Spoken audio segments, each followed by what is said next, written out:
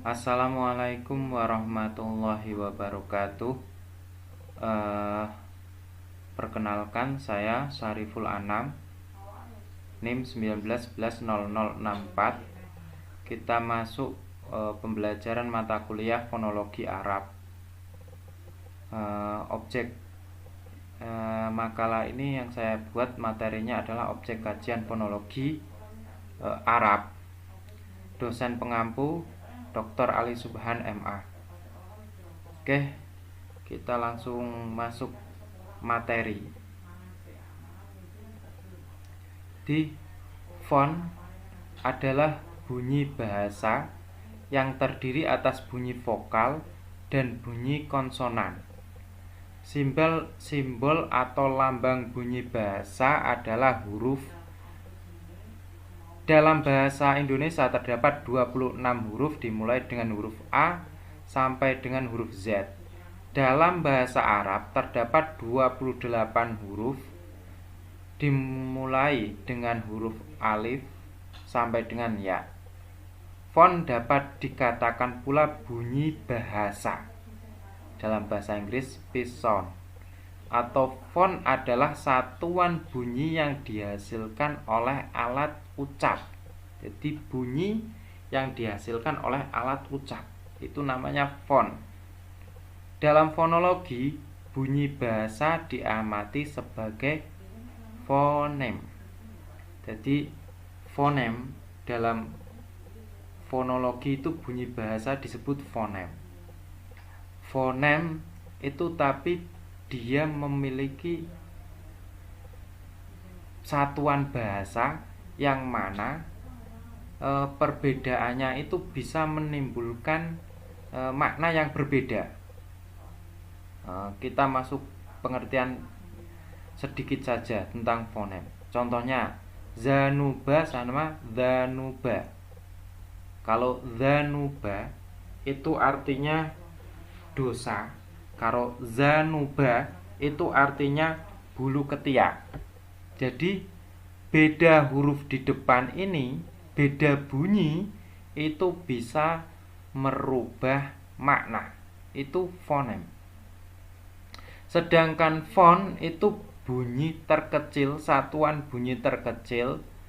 Bedanya dengan huruf, contoh dari ini bisa kita lihat.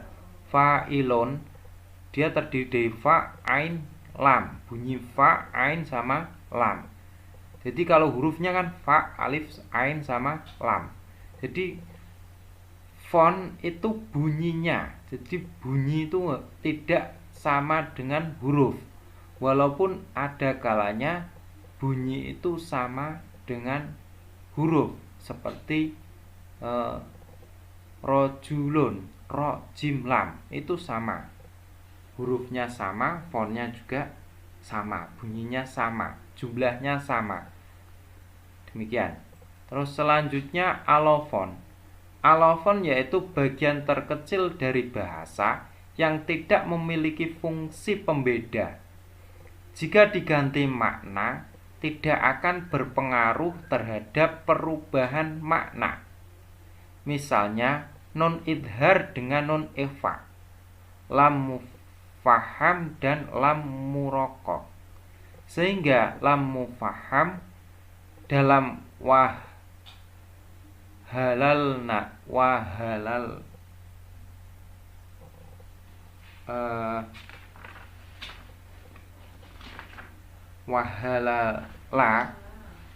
wahalala atau wahulala, wahilala itu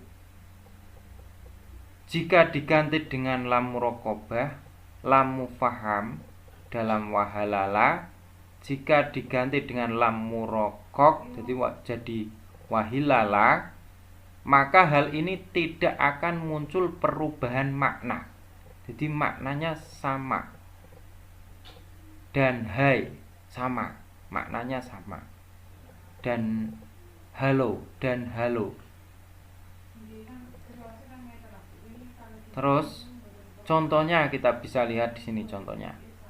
Yang dolimu, yang kou, yang diru.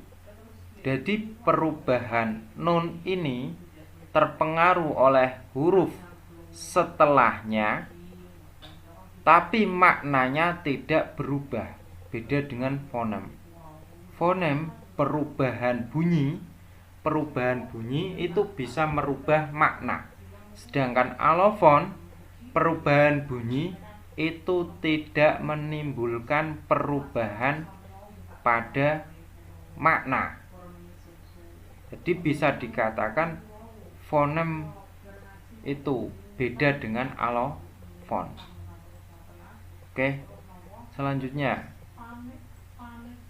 jenis-jenis fonetik Arab. Fonetik adalah ilmu yang mempelajari bunyi-bunyi bahasa tanpa memperhatikan fungsinya untuk membedakan makna. Jadi fonetik ilmu sing ning kono membahas bunyi bahasa tanpa memperhatikan fungsinya untuk membedakan makna. Itu fonetik. Nah, sing membahas tentang makna itu namanya kalau ndak salah sematik, ilmu sematik, sing bahas makna dalam ilmu linguistik. Jadi ini hanya membahas tentang bunyi. Ilmu fonetik adalah salah satu cabang dari ilmu bunyi yang khusus membicarakan masalah-masalah bunyi tanpa memperhatikan maknanya. Para linguis atau ahli bahasa membagi fonetik kepada 3 jenis. Yang pertama, fonetik akustik atau ilmu aswat.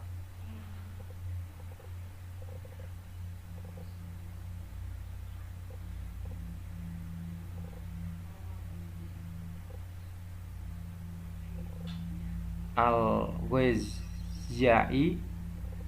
Terus yang kedua, fonetik auditoris atau ilmu aswat as-samai, fonetik organis atau artikulatoris yaitu ilmu aswat an-natiki.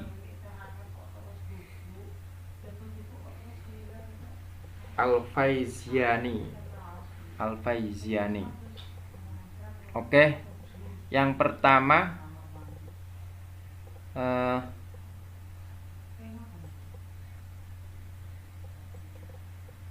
fonetik akustik. Fonetik akustik saya bacakan dalam makalah sedikit, yaitu melukiskan bagaimana bunyi bahasa yang dihasilkan oleh alat bicara yang kemudian berwujud gelombang-gelombang bunyi melewati udara sampai ke telinga pendengar.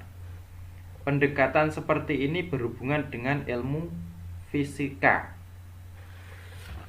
Jadi fonetik akustik itu kaitannya dengan udara. Jadi suara bisa didengar itu melewati yang namanya udara. Dari alat suara, alat bunyi yaitu mulut, dia akan melalui udara hingga sampai ke telinga atau pendengar. Oke. Yang mana di sini kaitannya sama dengan ilmu fisika yang nanti ada gelombang amplitudo. Jadi ahli fonetik akustik diantaranya adalah Graham Bell. Dia yang menemukan alat telegraf.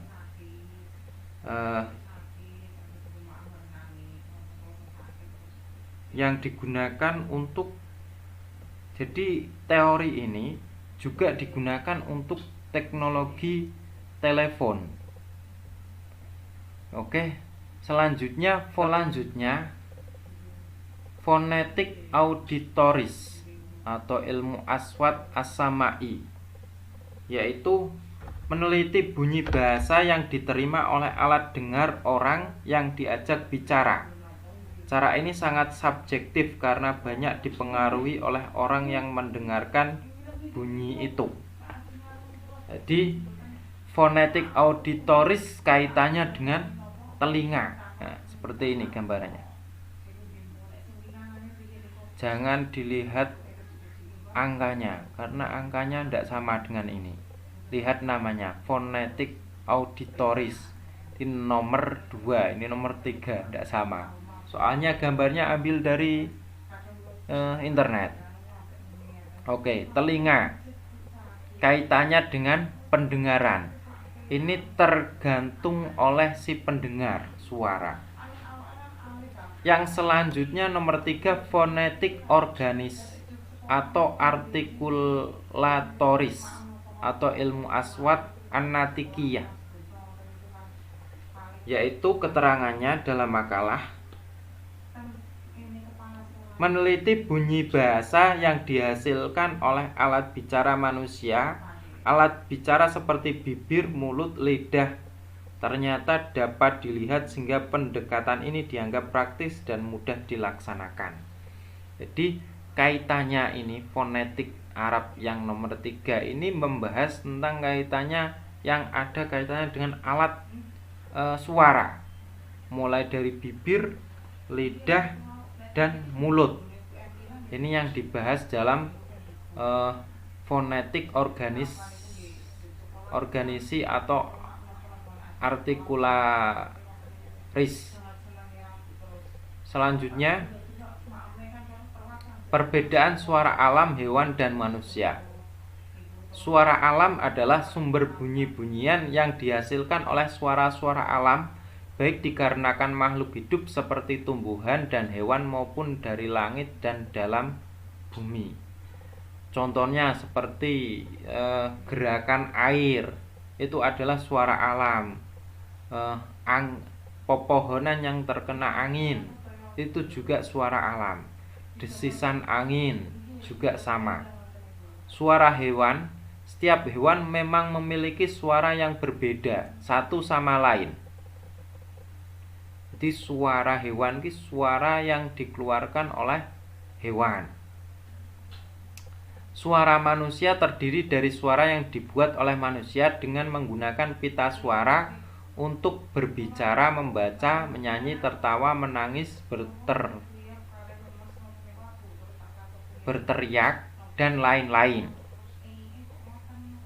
Jadi dalam kaitannya ilmu fonologi, perbedaan masing-masing ini, baik suara alam, suara hewan maupun suara manusia, yang jelas suara alam dan suara hewan tidak masuk dalam fonologi, karena kaitannya dengan fonologi adalah kaitannya dengan linguistik bahasa, yang di sana menjelaskan tentang bunyi yang dikeluarkan dari mulut seseorang terus melalui udara terus didengarkan oleh seseorang.